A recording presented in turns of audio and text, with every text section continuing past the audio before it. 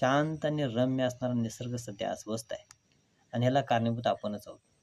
कारण वाढती वाहने, वाढती औद्योगिक वसाहती आणि जंगलतोड यांच्यामुळं कार्बन डायऑक्साईड, मिथेन आणि शीतगृह वायू ह्यांच्यामुळं पृथ्वीवरचं तापमान वाढत चाललं आहे.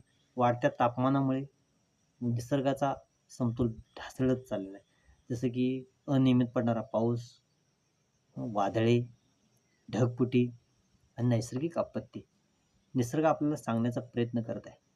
या पृथ्वी तलावरील सर्वात बुद्धिमान प्राणी म्हणजे मानव आणि या मानवामुळेच निसर्गाची हानी होत चालली. या निसर्गातला कुठलाही जीव घेतला तर त्याला जगण्यासाठी कशाची आवश्यकता नाही आहे. तो आहे या निसर्गामध्ये निसर्गाची हानी न करता आरामशीर जीवन जगतोय. पण मानवाच्या गरजा इतक्या वाढत चालल्यात आणि या वाढत्या गरजांमुळे मानव आपला आणि या निसर्गाचा ऱ्हास करत चालला आहे. हे थांबवलं पाहिजे. या पर्यावरणानं किंवा प्रकृतीनं आपल्याला जे इशारे दिलेत ते आपण समजले पाहिजेत.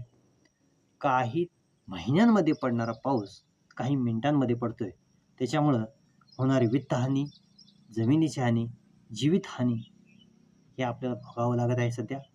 वेळीच आपण सावध झालं पाहिजे आणि ह्या सगळ्या निसर्गाचा जो ऱ्हास करतोय आपण तो थांबवला पाहिजे आणि वृक्षारोपण केलं पाहिजे. सार्वजनिक वाहनांचा वापर केला पाहिजे.